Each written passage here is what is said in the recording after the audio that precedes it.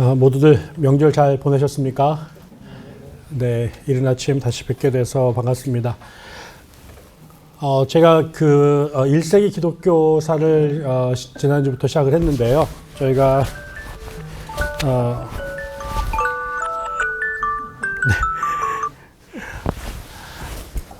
지난 시간에 저희가 예루살렘과 안디옥에 대한 이야기를 드렸습니다. 기독교에 해당되는 그 크리스찬이라는 말 자체가 안디옥이라는 곳에 세워놨고, 그래서 그 안디옥 교회의 중요성 말씀을 드렸고, 그 다음에 로마가 갖고 있는 또 우리가 그 초기 기독교가 본격적으로 시작이 된 것은 또 로마와의 관계에서 시작이 됐다고 말씀을 드렸습니다. 그 다음에 오늘 제가 지난 시간에 다 하지 못했던 이야기 중에 꼭 해야 될 것 같아서 제가 오늘 에데사라고 하는 곳과 그 다음에 인도의 말라바르, 그 다음에 또 이런 얘기들을 좀 로마에 대한 이야기가 마지막에 있겠네요. 네, 그래서 저희가 지난 시간 예루살렘과 안디옥 얘기를 했고, 그게 이제 기독교가 출발했던 팔레스타인 레판토 지역의 이야기라면 이제 거기에서 이제 동쪽으로 그 다음에 또 북쪽으로 교회가 이동하면서 생겨난 현상들을 오늘 얘기를 해보도록 하겠습니다. 특별히 저희 에데사라고 하는 곳은 아마 여러분들 교회 오래 다니셔도 처음 들어보신 분들이 계실 가능성이 매우 많습니다. 그래서 이제 그 교회사를 배운 사람과 안 배운 사람의 아주 중요한 차이 중에 하나가 이 쉬볼렛 같은 차이 중에 하나가 에데사를 들어봤느냐, 에데사가 뭔 말인지 모르느냐의 차이일 수도 있습니다. 왜냐하면 이 지역은 사실은 1세기에 그 예루살렘과 같은 시기에 교회가 시작됐던 최초의 아주 중요한 곳임에도 불구하고 이 지역이 페르시아 지역에 있었고 나중에 거기가 이슬람 문화권에 들어가서 오랫동안 저희들과 접촉이 이제 단절돼 있었기 때문에 그러기도 하고, 나중에 그 5세기에 가서 이제 종교교회 세계 교회 회의가 열리죠. 그래서 그때 거기에서 양성론, 나중에 또 우리가 5세기 때 공부하겠습니다만 양성론자로 몰렸던 네스토리우스라고 하는 사람들의 후예가 이쪽으로 피난을 와서 살면서 저쪽 동네가 그 네스토리우스의 사상을 받아들이게 됩니다. 그랬더니 이제 나중에 이제 그 정통파라고 말했던 사람들이 로마와 그리스 지역에 있었는데 그 사람들에 의해서 이단으로 규정이 되다 보니 어마어마하게 많은 사람들이 교회사에서 그냥 이렇게 단절되어 버리게 됩니다. 근데 그런 사람들의 이야기도 최근에 이제 우리가 아시아 기독교 역사에 대한 연구가 깊어지면서 이제 이 분야에 대한 연구가 새로워지면서 교회 안에 매우 중요한 파트가 되겠습니다. 대충 이제 에데사가 어디 있는가 그 사진을 보시면 알겠지만 메소포타미아 지역의 왼쪽 끝부분에 있습니다. 지금 터키 동쪽에, 그 다음에 아래쪽에, 지금 저쪽이 시리아하고도 오버랩이 되고, 그 다음에 이라크하고도 오버랩이 되고, 또 터키하고도 이렇게 되어 있는 그 지역인데요. 여기에 보시면, 네, 요 에데사라고 하는 곳이 여기에 있습니다. 여기가 이제 좀 뒤에 보면 알겠지만, 그 당시 오스로에네라고 하는 조그만 나라가 있었는데, 오스로에네의 수도였습니다. 거기에 이제 1세기 기독교의 역사가 고스란히 담겨져 있습니다. 보시면 알겠지만, 안디옥에서 오른쪽으로 조금 동북쪽으로 올라가다 보면 아주 가까운 곳에 있는 자리죠. 그 다음에 왼쪽으로 보면 다소가 보이는데 정말 바울이 활동했던 곳입니다. 먼저 오스로에네에 대해서 잠깐 살펴보면 이 오스로에네가 이쪽에 있죠. 그 당시에는 여기 시리아가 있고 그 다음에 여기 안디옥이 있고 에데사가 있습니다. 그리고 이쪽 지역을 그 당시에는 페르시아가 지배를 하고 있었습니다. 그래서 말씀드리지만 지난주 공부했는데 1세기 때 예수님을 찾아왔던 사람들 중에 동방박사들이 있고 그 동방박사들이 보통 이제 그때 동방은 지금 동아시아가 아니라 이 페르시아 지역을 말하는 것이고, 그때 페르시아를 지배하고 있었던 가장 강력한 제국이 파르티아라고 하는 곳이었다라는 겁니다. 여기에서 이제 이 에데사라고 하는 동네가 있는데 지금은 우르파라고 하는 이름으로 여전히 남아 있습니다. 고대 도시로. 거기에 가면 이 이야기가 들을 수 있고, 우르파라고 하는 동네에, 에데사라는 동네 이름은 The City of Water, City of Water, 물의 도시라는 뜻이가 되게 되는데요. 여기가 이제 이 메소포타미아 지역에 최초로 기독교가 들어갔던 곳입니다. 이쪽 동네가 지금도 교회가 있어요. 이 사람들은 교회 역사가 2000년입니다. 근데 우리가 이제 한 150년 교회 다닌 다음에 요즘에 우리가 여기다 선교사 보내면서 우리 거 예수 믿으라고 그러는데 저쪽 동네 사람들 보면은 너무 웃기는 거죠. 예. 지금 이렇게 목포에 와가지고 서양 사람이 자기도 육자배기 할 수 있다고 내 거 배워라 이렇게 발칸토 창법으로 부를 때 얼마나 웃길까 이런 건 비슷합니다. 그 다음에 여기가 중요한 것은 이쪽 지역이 지난번에 말씀드린 것처럼 이 안디옥부터 해가지고 그 중국 그 당시에 이제 그 장안까지 실크로드가 쭉 연결되는데 그 실크로드가 지나가는 자리에 요 동네가 위치해 있었습니다. 그러다 보니까 나중에 요 에데사에 있는 사람들이 이제 선교사들을 파송을 하기 시작하는데 그 선교사들이 계속 동쪽으로 조금씩 계속 이주를 해서 나중에 이 동네 사람들이 중국 장안까지 선교사를 보냅니다. 그리고 그 사람 나중에도 이게 매우 흥미로운 이야기인데 그 6세기, 7세기에 중국의 당나라 때 도착을 해서 거기에 대진사라고 하는 큰 성당이죠. 그 당시에 뒤에 이름이 이제 사자가 붙는데 거기에서 한 200년 동안 굉장히 번성을 해요. 그러다 보니까 그때가 우리나라와 당나라와 신라가 매우 가깝게 지내던 시절이고 거기에 과거도 보러 다니고 거기에 뭐 신라방, 신라서, 신라원 이런 것들이 막 세워질 때인데 어쩌면 그때 그 사람들이 그 신라까지 왔을 가능성이 있다라고 이제 추측을 하고 그 잃어버린 성배를 찾는 고고학적 노력들이 지금 일각에서 지금 수십 년 동안 벌어지고 있습니다. 나중에 보니까 불국사에서 십자가가 나왔는데 돌 십자가가 이렇게 나온 게 발견이 되고 거기에는 우리가 아는 그 불교 미술 중에 반가사유상 이런 것들이 있는데 그런 게 서양에 있는 그 성모 마리아 상하고 매우 비슷하다 뭐 이런 주장을 하는 사람들이 있어요. 그래서 우리나라에도 그때 들어왔던 요 사람들, 이 에데사에 있었던 사람들이 중국에는 경교라는 이름으로 들어왔는데 그 경교가 우리나라에도 왔을지 모른다라는 추측이 있고요. 그게 이제 더 신빙성이 가해지는 게 우리나라 한반도에는 뭐 삼국사기나 삼국유사 여기에 어떤 일체 언급이 없어요. 그래서 문헌적으로는 아주 고고학적으로 명확하게 밝혀진 게 없지만 신라 삼국 시대가 끝나고 고려 유민과 말갈족 거란족이 만들어 세운 발해라는 곳에서는 이 그 경교 유물들이 어마어마하게 쏟아져 나왔습니다. 그래서 우리나라하고도 계속 뭔가 있었을 것 같은 추측성을 하게 되는데 만약에 그 사실이 밝혀진다면 한국 기독교 역사가 7세기로 올라가게 되는 거죠. 네, 그래서 이것 때문에 굉장히 흥미롭게 이 부분을 연구하는 학회도 있고요. 뭐 교육자들 거기 역사가들도 있습니다. 그 시절에 이제 여기 오스로에나라는 곳에 에데사라고 하는 이게 그 당시의 수도였습니다. 그럼 언제 에데사의 교회가 세워졌을까가 이제 궁금한데요. 이게 사실은 이제 묘합니다. 이제 명확하게 1세기 때 어디서 뭐 문공부에다가 우리가 기독교라는 단체를 등록했습니다라고 하는 문헌이 없기 때문에 애매한데 한 4세기경에 가면 이 에데사에 대한 언급이 여기저기 중요한 문헌에 이제 나타나기 시작을 합니다.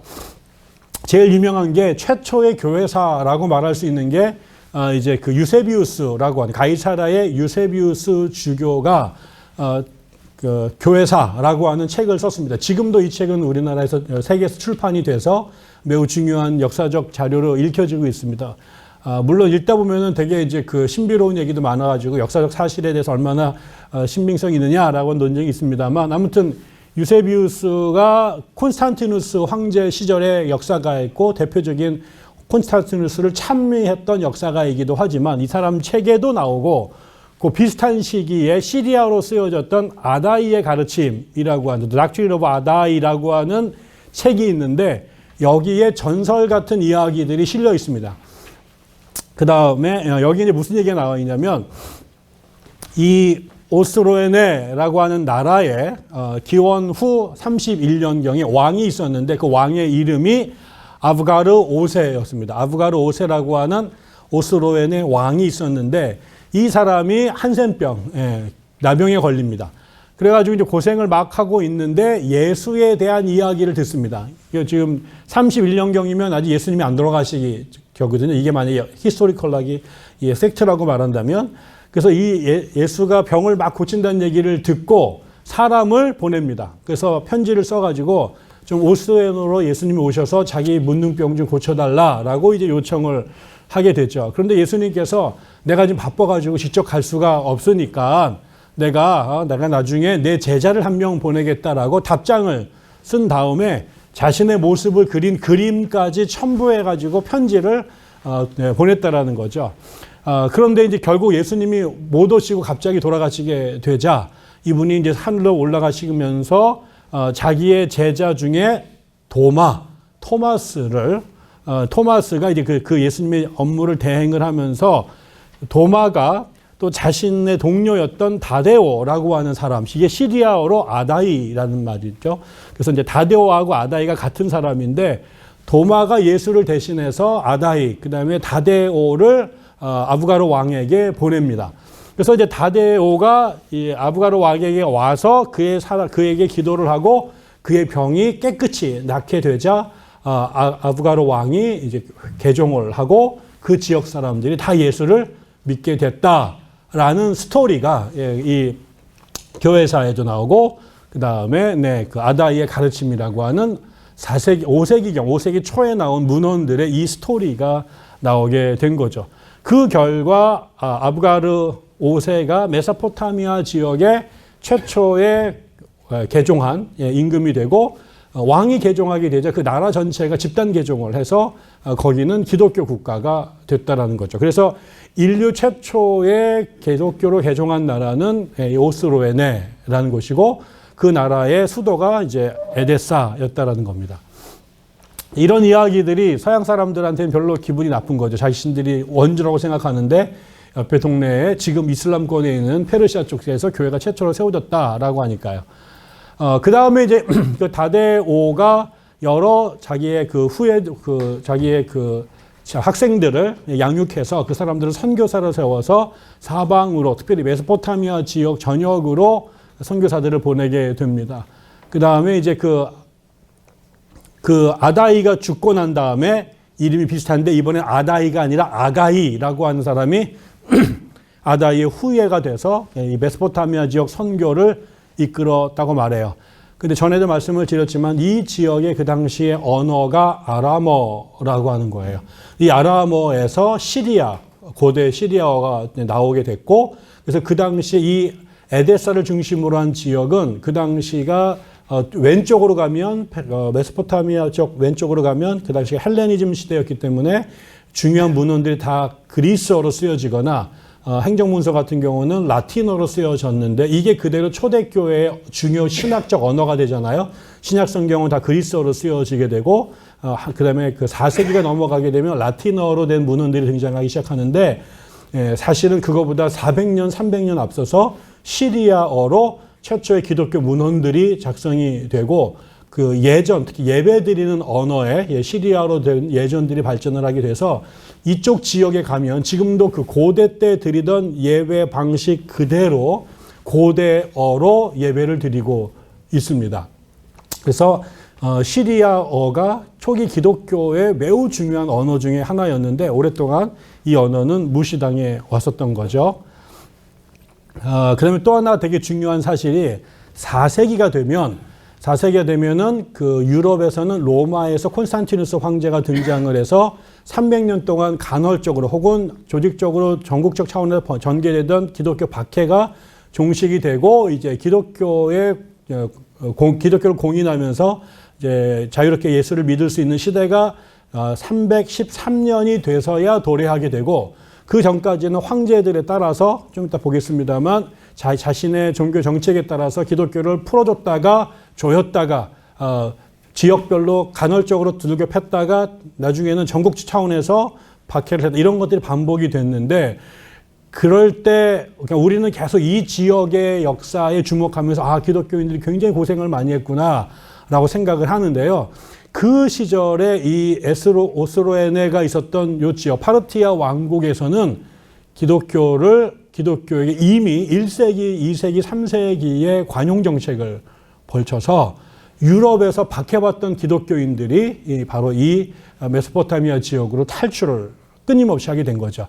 그래서 우리가 남북전쟁 전후로 해서 남부에 있었던 흑인들이 노예제도가 없었던 북아메리카하고 캐나다 지역으로 끊임없이 탈출을 해서 북상을 했고 뭐 그 사람들 빼내는 그 언더그라운드 레일로드라고 하는 그 탈출 시스템들이 있었던 거랑 비슷하게 그 당시 로마의 제국에 살던 사람들에게는 페르시아로 가면 산다라고 하는 이야기가 이렇게 암암리에 알려져서 많은 사람들이 이쪽으로 와서 피난처를 걷게 된 겁니다. 나중에 5세기에 그 네스토리우스의 제자들이 탈출했던 이유도 저기에 가면 안 죽인다. 이런 이야기도 있었다라는 거죠. 그래서 많은 경우는 그 서유럽이 기독교의 중심지고 이쪽은 기독교가 상관이 없었던 것 같지만 나중에 물론 여기도 그 페르시아의 정국이 바뀌면서 유럽보다 더 잔혹한 박해가 벌어지는 시대가 도래합니다. 그러나 적어도 이 시대까지는 서유럽보다 훨씬 더 안전한 기독교의 환경이 이쪽 메소포타미아 지역에 있었다라는 거고요. 또 하나 기억할 일은 이 당시에 우리가 지금 믿는 기독교는 라틴 기독교의 전통을 따르는 거죠. 그래서 로마 가톨릭 교회가 서유럽을 중심으로 발흥을 했고 거기에서 16세기에 종교개혁이 일어나서 그 루터의 후예들과 깔뱅의 후예들이 프로테스탄트 시대를 열었고 그 연장선상에 대한민국 교회가 존재를 하기 때문에 저희들은 라틴어 전통, 라틴어를 쓰던 로마 가톨릭 교회의 후예라고 볼 수가 있는데요. 이쪽 지역은 지난번에 공부를 했던 것처럼 베드로와 그다음에 바울이 들어가서 로마의 복음을 전했다라고 알려져 있고 그다음에 그 가톨릭 교회 행정은 베드로로부터 쭉 내려오지만 신학이나 교회 제도는 성 바울, 사도 바울의 영향이 절대적입니다. 그래서 지금도 기독교인들이 성경 66권 있지만 제일 중요하게 생각하는 책 중에 대부분이 이제 신약 성경이고 신약 성경의 핵심은 13권의 바울 서신이고 바울 서신 중에 제일 중요한 거는 바울이 쓴 로마서 뭐 이런 식으로 대충 연결이 되고 그 바울의 영향을 받은 사람이 아우구스티누스고 그 아우구스티누스를 재발견한 사람이 루터고 그래서 바울, 아우구스티누스, 루터로 신학의 계보가 흘러옵니다. 그러면 여기 이 전통에서 예수님의 제자들 중에 제일 짱구치고를 하는 사람이 하나 있어요.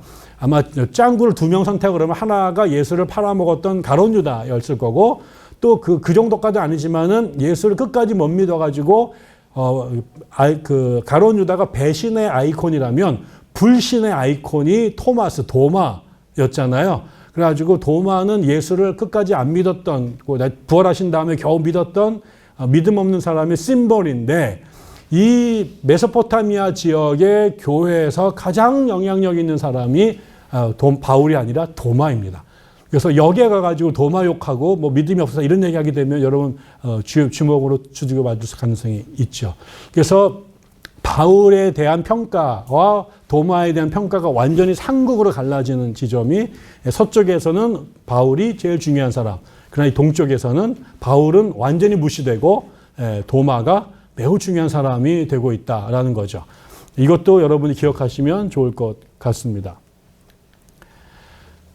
그래서 말씀을 드렸던 것처럼 요 지역이 나중에 이제 그 양성론자라고 불렸던 사람들, 그 다음에 또 그 비슷한 시기에 또 단성론자들. 이거는 예수 안에 신성과 인성이 존재하는데 두 개를 구별하려고 노력했던 사람들을 양성론자라고 말한다면 이 두 가지가 서로 힘겨루기를 하다가 신성 안에 인성이 빨려 들어가서 결국 예수는 신성만 갖고 계셨다라고 극단적으로 주장한 사람들도 나왔는데 그 사람들이 단성론, 예수의 본성이 하나다 이렇게 주장하는 사람들이 있었는데 이게 431년, 451년에 공유회 때 각각 2단으로 몰려서 쫓겨납니다. 근데 그 사람들이 공교롭게 이 지역으로 도망와서 살게 됐다라는 것이고 특별히 이제 그 양성론을 받아들인 사람들이 네스토리우스의 팔로워들인데 이 사람들이 이쪽 지역에서 정착을 하게 돼요. 그래서 오랫동안 쟤네들은 양성론자야, 네스토리우스파야 라고 하는 거는 교회에서 지금 자유주의자야, 뭐 공산주의자야 라고 하는 이름만큼 이게 낙인이 찍히면 교회에서 이제 꼼짝 못하게 되는 이제 저주스러운 닉네임이었는데 이 사람들이 양성론자들이다, 단성론자다 이런 비난을 많이 받았어요. 그런데 요즘에 와가지고 이 사람들 그 후예들 21세기 믿는 사람들을 만나보면은 너네 조상이 네스토리우스잖아, 너네 양성론이잖아, 그럼 펄펄 뜹니다. 우리는 그 양반들하고 사돈의 팔촌쯤 관계가 있긴 하지만 우리가 그 DNA를 그대로 이어받은 건 아니다. 너하고 나하고의 차이는 표현의 강조점의 약간의 차이지 본질은 이해가 같다. 이래서 지금은 서로 교제하고 대화하고 그렇습니다. 그러면서 아까 말씀을 드린 것처럼 이쪽 지역에서 중국 장안, 나중에 지금 시안 지역까지 쭉 실크로드가 갔는데 그 대상들의 무역로를 따라서 선교사들이 이 에데사의 버전의 기독교를 중국까지 전달했다라고 하는 거고요. 그 사람들이 쭉 가면서 나중에 또 우리가 공부할 텐데 징기스칸 시절이 되면 징기스칸 집안이 그 징기스칸의 부족이 전부 다 이쪽 무역로에 살고 있었는데 이 사람이 다 이 기독교를 받아들이게 됩니다. 그래서 징기스칸은 기독교인이 아니었지만 징기스칸의 며느리, 그 다음에 자기의 또 자기 손주 며느리 이런 주로 여자분들이 이거를 받아들였고 우리가 잘 아는 이 청나라가 아니라 뭐죠? 원나라의 그 왕들 중에 이런 고위 대장 중에 그 경교를 받아들인 사람들이 상당히 많았습니다. 그래서 여러분이 누구죠? 마르코 폴로의 이야기를 보면 이 사람이 중국에 그 당시에 무역하러 갔는데 그 중국 왕실에 이 예수쟁이들이 굉장히 많았던 이야기들을 이제 전하고 있습니다. 그게 다 경교 신자들입니다. 그래서 이제 이 이야기를 쓴 책이 우리나라에도 번역이 됐는데요. 여기에 매우 중요한 책인데 이게 바우마라고 하는 사람이 쓴 책인데 이게 실크로드 기독교 그래서 지금 이 에데사의 교회가 어떻게 동방으로 전승이 돼서 중국까지 갔는가에 대한 역사서가 우리나라도 번역이 되어서 나와 있습니다. 여기 오른쪽에 보면은 이게 당나라 때 세워진 비석인데요. 나중에 또 우리가 공부할 겁니다. 저기에 어떻게 이 인도로 페르시아로부터 기독교가 중국에 들어왔는지를 상세하게 그 비에 기록이 됐는데 그게 나중에 발견이 됩니다. 그래서 7세기 때 중국에 저런 기독교가 들어왔었구나 라고 하는 것을 우리가 알려주게 되고요. 이 사람의 주장에 의하면은 10세기부터 14세기까지 전 세계 기독교인의 숫자가 한 5, 6천만 명 정도쯤 됐는데 그 중에 거의 12%에서 16%의 사람들이 이쪽 지역에 있었다라고 얘기를 해요. 그러니까는 우리나라는 기독교 기자도 모르던 시절에 지금은 전부 다 이슬람권이 들어가 있는 그 지역이 굉장히 기독교가 융성했던 지역으로 이제 알려지게 되었습니다. 그 다음에 이제 요 지역의 요 시대에 우리가 또 기억해야 될 중요한 사항이 여러 번 나옵니다만 이 페르시아의 조로아스터교가 전통적으로 되게 잘 믿었지만 1세기 지역에는 로마의 군인들 사이에서 미트라라고 하는 종교가 매우 강성해졌다라고 말씀을 드렸는데 역시 이 메소포타미아 지역 파르티아가 지배하던 지역에서도 미트라 신앙이 굉장히 파퓰러했다. 그리고 강력했다. 그래서 기독교 신자들이 이 미트라 종교와 끊임없이 경쟁을 하면서 자신의 존재 가치를 인식시키거나 또 자기 신앙을 형성하게 되는데 그러다 보니까 사실은 기독교인들에게는 듣고 싶지 않은 이야기일 수 있지만 이 미트라 종교와 싸움하면서 이렇게 저렇게 직간접적으로 영향을 주고받은 부분들이 나온다라는 거죠. 그래서 이 미트라는 태양을 빛을 주관하는 신으로 상징이 되어 있고 이렇게 그림마다 다 머릿속에 이렇게 빛이 비치는 형상들이 나타나게 되는데 그래서 나중에 기독교에서도 예술의 다양한 이미지들이 있는데 예술을 빛의 신. 그래서 나중에 우리가 안식일이 아니라 썬데이를 주일로 예배를 섬기게 된 이런 것들이 결국 이 미트라와의 그 싸움 속에서 벌어진 일일 거다라고 하는 것입니다.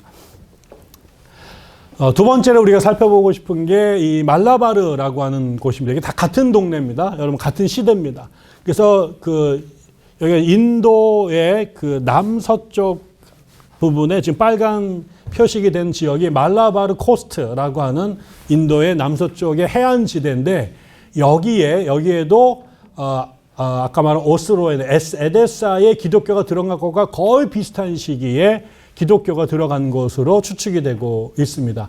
지금 이쪽 동네에 저는 다시 이제 가보질 않아가지고 제가 다 이제 뭐 방문해 본 건 아닙니다만 전하는 이제 문헌에 의하면 여기에 자기네 지금도 기독교인들이 상당히 많이 사는데 이쪽 지역의 교인들이 자기네 교회, 자기네가 믿는 교회 이름 앞에 다 마르 토마스라는 이름이 붙어 있습니다. 성마가 교회.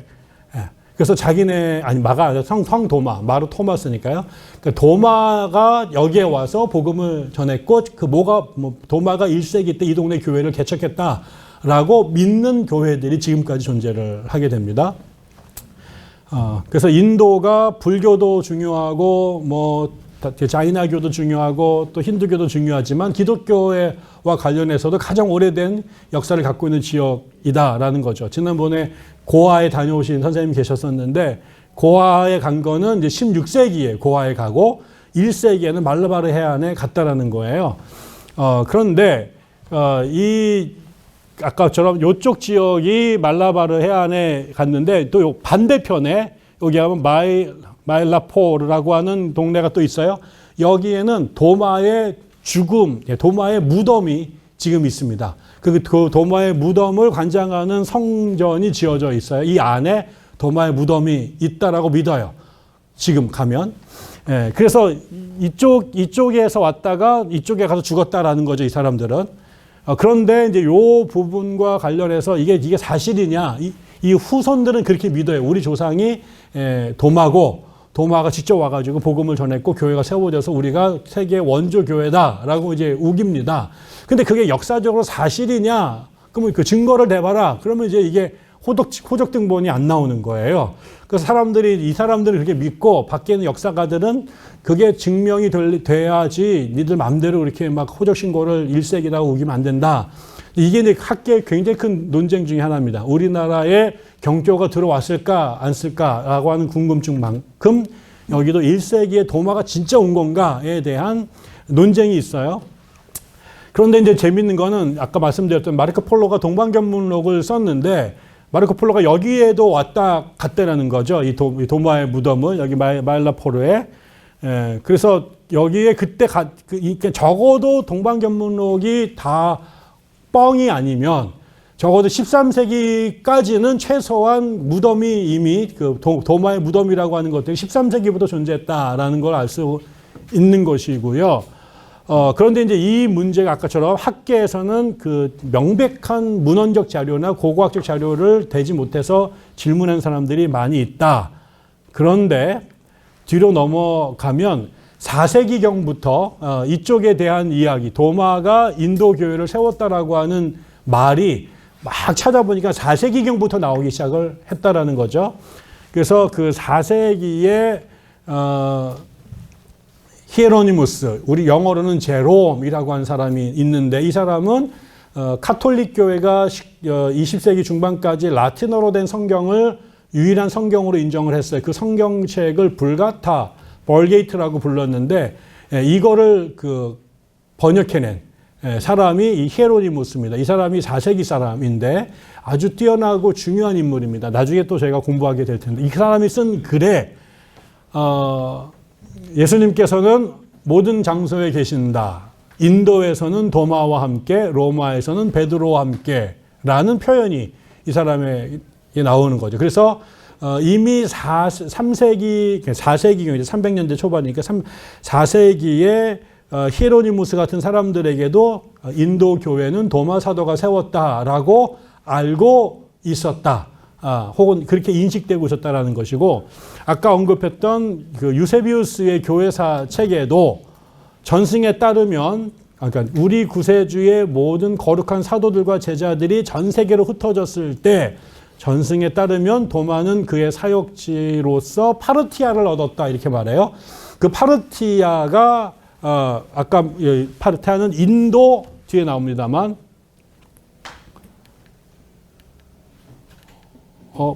펀잡 잠깐만요. 인도의 여기 있죠. 여기가 펀잡 쪽이고 요쪽 지역이 파르티아가 지배하던 끝자락입니다. 거기에 이제 인도의 펀잡 지방이 걸쳐 있는데 저기로 그 도마가 가서 복음을 전했다라는 기록이 이제 언급이 된다라는 거죠. 그 다음에 이거보다 조금 앞으로 올라가면, 조금 몇십 년 앞으로 올라가면 몇 가지 문헌들이 나오는데 중요한 문헌이 두 개가 나왔어요. 하나가 사도들의 교훈이라고 하는 책입니다. 지금도 우리나라에는 번역이 안 됐지만 영어로는 번역이 되어 있는데 이게 이제 4세기 전에 쓰여진 문헌으로 알려져 있는데요. 거기에 무슨 얘기가 나오냐면 인도와 인도에 속한 모든 나라 그리고 인도와 경계를 이루고 있는 곳들 심지어 바다 멀리까지 유다에서 온 사제인 도마사도 영향을 받았다라는 글귀가 여기에 나옵니다. 물론 이 당시에 인도의 지도가 지금 인도의 지도하고 일치하는 것은 아닙니다.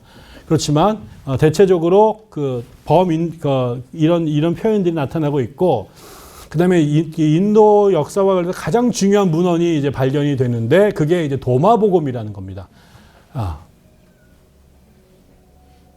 이거 제가 잘못 썼네요. 이게 도마행전입니다. 도마복음이 아니라 도마행전이죠. 도마복음이 아니라 도마행전이고요. 또 도마복음이라는 책도 있습니다. 그런데 이제 그 도마행전에 보면은 이게 이제 외경인데 정경은 아니에요. 그리고 이제 이런 쪽에 보통 다 영주주의 문헌이라고 말을 하는 것들에 속하는데, 이 도마행전에 보면 무슨 얘기가 나오냐면 이게 이제 사실은 이것도 책으로 받아들일 거냐 받아들이지 않을 거냐라고 하는 논란이 많아서 결국 정경에 못 들어간 책입니다. 왜 그러면 내용 중에 뭐 신화와 전설 같은 무슨 무협 찍는 것 같은 내용들이 되게 많이 나와가지고 이거 누가 쓴 소설에 가깝다 이런 평가가 사실은 지배적인 책이에요. 그리고 거기에 보면 결혼 같은 것들을 부정하게, 영주주의자들이 육신을 불신해서 성이나 결혼 자체를 이제 비하하는, 이게 또 정통 기독교하고는 충돌이 되기 때문에 이제 경전에 못 들어온 책이긴 한데, 그럼에도 불구하고 여기에 나온 그동안 그냥 지어낸 얘기야라고 생각했던 스토리가 실제로 역사 속에 있었던 사건을 담고 있다라고 하는 추측을 하게끔 되는 상황들이 벌어지기 시작을 한 거죠. 그 얘기가 뭐냐면 1934년에 아까 말한 그 펀잡하고 아프가니스탄 그 접경지대에 이런 사원 유적지가 발견이 됩니다. 이게 탁티바히라고 하는 탁티바히 모네스트리라고 하는 불교 사원인데요.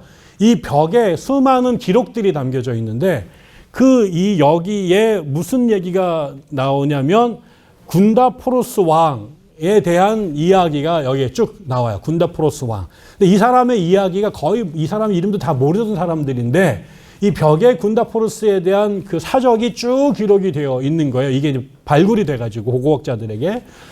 그리고 그 지역에서 이제 동전들이 발견이 됐습니다. 근데 그 동전에 그리스어하고 고대 이제 이 인도가 중요하게, 인도에서 중요하게 생각하는, 불교에서 중요하는 팔리어로 기록이 되어 있는 동전이 나왔는데 그 동전에 이 군다포르스 이야기가 나온 거예요. 뒤에 보면 이게 군다포르스가 새겨져 있는 동전입니다. 발견이 된 거. 여기에 이상한 글자들이 막 쓰여 있잖아요. 우리에게 그냥 그 이상한 글인데 이게 이제 군다포르스에게 도마가 지금 뭐 와가지고 얘기하는 거를 누가 상상으로 그린 그림입니다. 근데 이게 왜 중요하냐면 여기 가스펠 토마스 복음이 있고 그다음 여기에서 무슨 얘기가 나오냐면 이 군다포르스 왕이 고대에 이 지역에서 통치를 했다라는 얘기가 나오고 또 거기에 가드라고 하는 이름이 쓰여진 또 동전이 나와요. 근데 여기 이게 지금 다 뭐 군다포르스 가드 그 다음에 거기에 쓰여져 있는 그의 이야기 이런 게 다 역사적 사실이라고 하는 고고학적 증명인데 이 내용이 나중에 이 책에 도마복음 그 다음에 도마행전이라고 하는 책에 그 이야기가 쓰여져 있다라고 하는 거죠. 근데 이게 이제 무슨 내용이 나오냐면 이 도마행전에 나와 있는 복음, 도마행전입니다. 도마복음은 다른 책이고요. 도마행전에 이 무슨 얘기가 나와 있냐면 예루살렘에 12사도들이 모여가지고 전 세계로 제자들을 이제 선교사 파송하려고 하는데 그때 그 어디로 갈지를 제비를 뽑습니다. 근데 도마가 뽑은 지역이 인도였다라는 거예요. 이거는 이미 이쪽도 막 나왔죠. 인도는 도마가 복음을 전했다. 근데 인도가 도마에게 걸렸는데 도마가 인도를 가기로 하지 않으려고 계속해서 거부를 하게 됩니다. 이렇게 해서 이제 계속 사람들은 네가 뽑았으니까 가야지. 근데 도마 난 안 갈래라고 계속 버티고 있는 상황에 인도 상인 한 사람이 이쪽 예수님의 제자들에게 찾아오게 된 거죠. 그러면서 아까 아브가르 5세가 편지를 써가지고 예수를 찾아왔던 거랑 비슷한 상황이 전개가 돼서 인도의 그 펀잡 지역에 그 군다포로스 왕이 있는데 이 사람이 이번에 이제 병을 고치는 게 아니라 자신의 왕궁을 건축해줄 건축가를 찾는데 여기에 좋은 목수가 있다는 얘기를 듣고 왔습니다라고 이제 이야기를 하는 거예요. 그래서 좋은 목수를 구하려고 하는데 여기에 좋은 목수가 있다면서요. 라고 얘기를 하니까 예수님께서 이 말을 안 듣고 버티는 이 도마를 마치 요셉의 형제들이 요셉을 애굽의 상인들에게 팔아버린 것처럼 예수님께서 도마를 인도에서 목수를 구하러 온 사람한테 노예로 팔아버렸다는 거예요. 그러니까 이게 성경에 예수님이 제자를 노예로 팔아버리는 게 말도 안 된다. 이런 얘기가 나와버렸어요. 그래서 이 사람이 인도에 왔어요. 그러니까 이제 왕이 거기 이스라엘 쪽에서 온 좋은 목수라고 하니까 아마도 이 사람들은 예루살렘 성전이 그 당시에 있었고 그 성전이 세계에서 제일 잔 건물 중에 하나니까 그런 거를 지을 수 있는 사람을 데려와서 자기도 그런 성전을 자기 왕궁을 짓고 싶었나 봐요. 그래가지고 막대한 돈을 주고 그 공사를 시킵니다.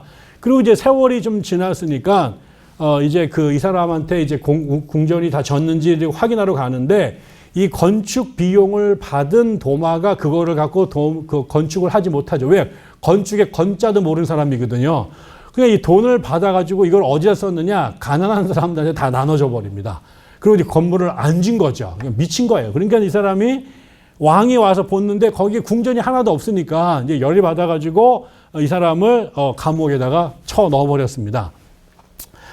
그러고 났는데 이제 무슨 일이 벌어졌냐면 바로 그때 왕의 동생 이름이 가드예요. 그러니까 아까 가드가 왜 중요하느냐가 군다포로스의 친동생 이름이 가드였다. 근데 가드가 갑자기 병에 걸려서 급사를 합니다. 그리고 이 사람이 병에서 죽어가지고 하늘에 간 거죠. 하늘에 갔다가 이제 천사들을 만나요. 그래서 천사들을 만나니까 천사들이 야, 너 천국에 집이 엄청나게 많은데 네가 살 집 하나 골라봐. 이러니까 이 사람이 보니까 자기가 정말 마음에 드는 집이 하나 딱 있는 거예요. 그래가지고 제가 저거 살겠습니다. 저거 나 주세요. 그랬더니 천사들이 야, 그거는 안 돼. 왜냐하면은 그거는 도마가 너네 형을 위해서 지은 집이야. 그러니까 저거는 니네 형 거야. 이렇게 얘기를 한 거죠.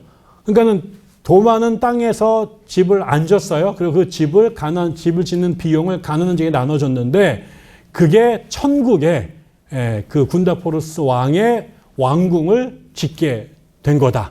이렇게 됐다는 거죠. 그러고 나서 이 사람이 천사들이 너 살아나가지고 니네 형한테 가서 빨리 그 얘기해줘. 그래서 죽었다가 살아납니다. 그리고 살아나서 자기 형한테 달려와가지고 형, 그 도마 죽이면 안 돼. 형 집이 여기는 안 짓고 그 친구가 저 하늘에다가 졌대. 이렇게 얘기를 하니까 군다포로스 왕이 그 얘기를 듣고 도마를 풀어줬다. 그리고 나서 도마의 영향 속에 왕과 그의 그 신하들이 세례를 받고 회심을 했다라는 얘기가 도마 행전에 나옵니다. 근데 여기는 언급했던 인물들이 다 그냥 신화와 전설, 구라와 뻥이라고 생각을 했어요. 그래서 에이 말 같지 않은 소리를 했는데 아까 말씀드린 것처럼 20세기 초반에 고고학자들이 이런 자료들을 다 찾게 되면서 이게 마냥 거짓이라고 말하기가 애매하다. 그렇다고 다 사실이라고 한 번에 다 넘어가기도 애매하고 그렇다고 아니라고 말하기도 아주 그야말로 거시기한 상태가 된 거죠. 그래서 이 이야기가 끊임없이 학자들에게 지금 이야기가 되고 있고 그래서 만약에 그 말이 맞다면 이 지역은 1세기에 기독교가 들어왔다라고 이제 볼 수 있다라는 거예요. 그런데 이제 문제가 있는 거예요. 아까 처음에 말했지만 지금 기독교인들이 제일 많이 믿는 데가 이쪽 동네하고 이쪽 동네 사람들인데 지금 도마 행전의 이야기는 펀잡의 이야기예요. 그러니까 이제 지리가 안 맞아요. 그러니까 지금 이게 펀잡이 진짜냐 아니면은 말라바르가 진짜냐 마엘라포르가 진짜냐라고 서로 그럼 다 우리가 원조다 그럴 거 아니에요. 펀잡에도 저거 우기는 애들이 교회 세우고 여기가 도마 거다. 또 말라바르에도 우리가 진짜다라고 얘기를 하면서 펀잡서를 주장하는 사람, 말라바르서를 주장하는 사람들로 나눠져 있는데 최근에 제가 읽었던 인도 교회사라고 하는 책이 나왔는데요. 이 학자는 이 사람은 이제 선교사로 인도에서 평생 이제 가르치신 분인데 이 양반은 둘 다 맞으면 안 돼? 뭐 이런 주장을 하고 있는 황희정승 같은 이야기를 하고 있는 사람도 있습니다. 그래서 이런 이야기들이 지금 인도 교회의 초기 역사를 규명한 학자들에 의해서 여러 가지 설이 난무하고 있다라는 말씀을 드리겠습니다. 그다음에 로마 이야기를 마지막으로 간단하게 살펴보고 오늘 마치도록 하겠습니다. 로마 이야기는 이 1세기의 로마는 기독교인들에게는 나중에는 우주의 중심이 기독교의 중심이 되는 지역이지만 1세기 로마는 기독교인들을 가장 강하게 박해했던 박해의 이야기하고 이제 연결돼서 알려져 있지요. 이거는 로마에 불이 났을 때 네로의 모습을 누가 이제 그린 그림인데 1세기에 두 번에 걸친 큰 박해가 있습니다. 하나가 네로 황제 때 박해이고 두 번째가 도미티아누스 황제의 박해 때입니다. 우리가 아는 것처럼 네로의 박해 때 그 바울과 그 다음에 베드로가 순교했다라고 알려져 있고요. 그 다음에 도미티아누스 박해 때가 우리가 보통 이제 신약 성경 마지막 책인 요한계시록이 쓰여진 배경이 바로 이 도미티아누스 황제의 박해다라고 얘기를 하는 겁니다. 그래서 이제 많은 사람들이 요한계시록을 되게 신비한 책으로 생각을 하고 이제 그 시한부 종말론자들이나 이제 신종교 집단의 교주들이 요한계시록 갖고 사실은 장난을 많이 치죠. 그래서 요한계시록을 해석하는 여러 가지 방법들도 있고 입장들도 있는데 그래서 이제 언제 저런 일들이 벌어질까? 그렇지만 사실은 이 1세기 말에 이 도미티아누스 황제 때 박해를 받던 사람들이 요 박해 곧 끝난다. 그리고 우리는 다시 예수를 제대로 편하게 믿을 거다라고 하면서 쓴 책이 사실은 요한계시록입니다. 그러니까 그거는 1000년, 2000년 뒤에 예수가 언제 재림할까를 위해서 쓴 이상한 그 정감록 같은 책이 아니라 그 당시에 박해를 견디라고 했던, 그래서 그 이전에 박해를 경험했던 그 다니엘 시절의 이야기들을 끌어다가 그 다음에 에스겔의 이야기를 끌어다가 신자들을 격려했던 책이기도 합니다. 먼저 이제 그 네로의 이야기를 먼저 살펴보면 AD 64년에 로마에 불이 납니다. 그리고 전에 말씀을 드렸던 로마는 이 도시가 14개로 이렇게 이렇게 계획 도시처럼 세워졌고 닥치 집들이 붙어 있습니다. 그리고 그 당시에는 아직 굴뚝 같은 것들이 개발되지 않은 상태였기 때문에 집집마다 화로를 썼고 건축 자료가 목재와 진흙을 썼는데 집들이 붙어 있고 그 다음에 그 재료가 다 나무고 그 다음에 그 굴뚝 처리가 안 된 상태에서 집집마다 화로를 쓰면서 굉장히 많은 화재들이 발생을 하게 되고 한번 불이 나면 집들이 붙어 있다 보니까 도시 전체로 확산이 돼서 대규모 초대형 화재들이 빈번하게 초창기에 발생을 했습니다. 나중에 가면 그런 것 때문에 이제 건축 자료도 바꾸고 건축하는 도시 기획도 바꿉니다만 64년에 불이 났는데 제가 알기로는 14개 지역 중에 11개가 전소가 되면서 사상 초유의 재난이 발생을 하게 됩니다. 그러면서 그 당시에 사람들이 이제 이게 불이 났는데 이상한 소문이 돌기 시작하죠. 그래서 그게 뭐냐면 네로가 물론 나중엔 천하의 못돼 먹은 왕으로 알려져 있고 뭐 부모도 독살하고 막 이런 사람으로 알려져 있지만 젊은 시절에 네로는 상당히 영민했고 그다음에 문학적 소양이 그다음에 예술적 소양이 되게 뛰어났다고 알려져 있습니다. 그래서 이 사람이 시를 쓰고 노래를 불렀는데 시적 영감이 안 떠올라 가지고 그거를 자극하기 위해서 로마에 불을 질렀다. 그리고 로마가 불타는 모습을 보고 왕궁 천장에 옥상에 올라가서 뭐 노래를 불렀다. 이런 소문이 납니다. 근데 그건 사실 소문이었어요. 왜 그러면 불이 났을 때 이 사람은 로마에서 6km나 떨어진 동네에 있었다라는 아리바이가 나중에 다시 다 밝혀졌는데 이게 이 사람이 아마 정적이 네로를 제거하기 위해서 퍼뜨린 루머 같은데요. 이렇게 돼서 갑자기 네로가 이제 국가가 재난이 난 것도 어려운데 그게 자기가 그 방화범이다라는 그 소문이 나게 되면서 정치적으로 아주 위험한 상황에 도달하게 되자 이 자기에게 쏠린 이 그 군중의 분노와 이 그 공격을 피하기 위한 희생양을 찾게 되죠. 그러면서 그때 이럴 때는 희생양을 찾을 때는 몇 가지 공통점이 있는데요. 하나는 만인의 혐오 대상이 되어야 됩니다.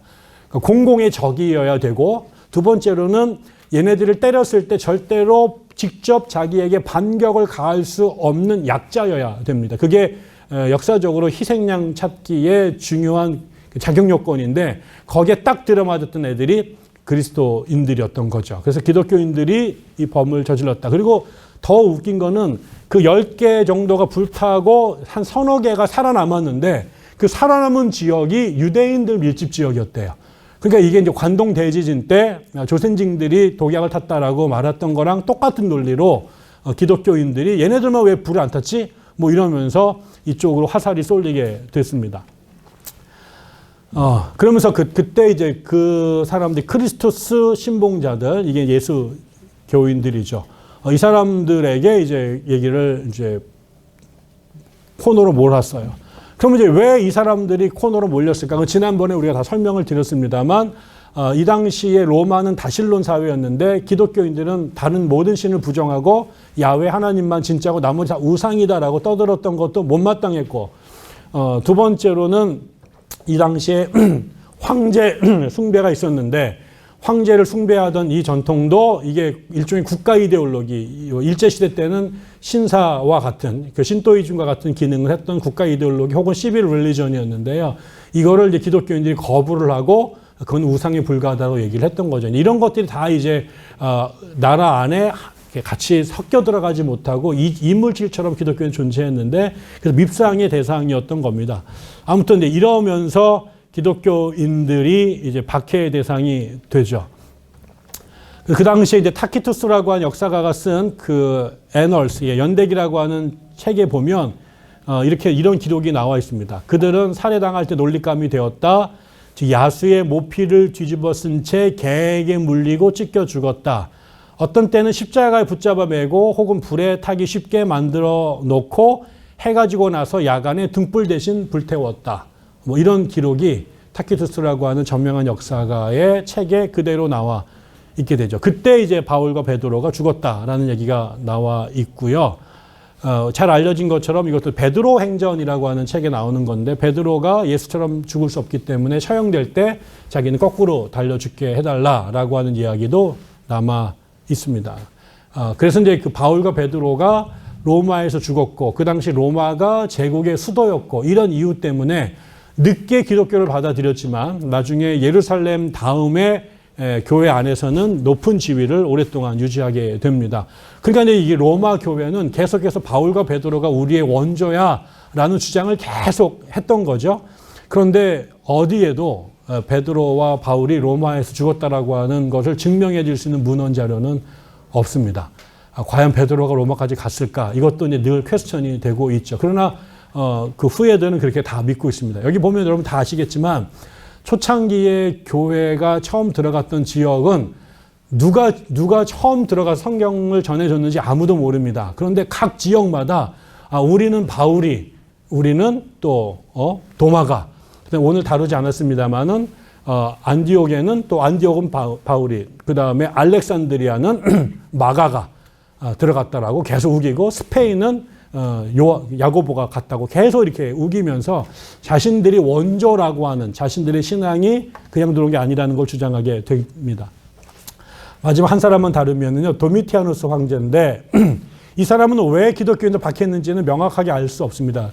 네로의 입장은 명확합니다만, 그런데 문제는 아마도 추측하기건데, 이제 이 사람 그 당시에 황제 숭배가 있었죠. 그 옥타비아누스가 아우구스가 되고 난 다음에 팍스 로마나를 만들자 이 사람은 살아있을 때부터 거의 신성처럼 이제 취급을 받았는데, 그 옥타비아누스가 죽고 난 다음에 그 위대했던 황제들이 조상신이 돼서 이제 그렇게 칭송을 받은 신격화됩니다. 근데 대부분은 죽은 다음에 신으로 승격이 됐는데, 이 도미티아누스는 자기가 살아있을 때 나는 지금 살아있는 신이다라고 우기기 시작을 했어요. 이러면서 이제 이 사람이 자신을 굉장히 중요하게 생각을 했는데, 또 뒷부분이 빠졌네요. 그런데 이 사람이 자기가 신이라고 주장을 했고, 그 다음에 이게 이제 또 기독교인들하고 충돌이 분명히 됐을 것이고요. 또 하나는 이 사람은 아직 유대교하고 기독교가 이미 달라졌지만, AD 90년에 제가 달라졌다고 생각했지만, 그거를 구별할 만큼 알지를 못했어요. 지금도 교회 바깥인 사람이 신천지하고 정통 기독교가 그냥 똑같은 기독교를 생각하지, 그를 세분하기가 어려운 것처럼 그렇습니다. 그 다음에 여기에 이제 AD 70년대 그 티투스에 의해서 예루살렘 성전이 무너지고 난 다음에 그동안 바깥에 살던 사람들이 그 성전세를 냈는데 그 성전세를 예루살렘이 아니라 로마에게 내도록 요청을 합니다. 이런 것들이 유대인들에게 점점점 도미티아누스에 대해서 적대적인 생각들을 갖게 되고, 그러면서 나중에 이 사람들이 했던 그런 그 황제 숭배를 거절하게 됐던 것들이 아마도 박해의 원인이었던 것 같은데, 그때 도미티아누스가 이제 기독교를 아무튼 매우 심하게 박해를 했고, 그때 그 요한계시록을 썼던 요한도 유배가 돼서 반모섬에서 유배 생활을 하다가 계시록을 썼을 거다라고 보여집니다. 근데 그 얘기는 그 요한계시록을 써서 로마를 바빌론으로 붉은 용으로 곧 신이 심판할 나라고 로마를 엄청나게 저주하는 글을 썼는데, 그거는 그만큼 도미티아누스 황제 때 교회가 당했던 박해가 힘들었기 때문일 거다라고 추측을 해볼 수 있을 것 같습니다. 그래서 요한계시록은 도미티아누스 황제의 박해를 근거로 해서 읽어야 책의 내용을 이해할 수 있는 책이다라는 거고, 그게 이제 드디어 로마가 국가적 차원에서 기독교에게 주목하고 시비를 걸게 되는 그런 시발점들이 되었다라고 말씀을 드릴 수 있겠습니다. 예, 오늘 여기까지 강의하도록 하겠습니다. 감사합니다.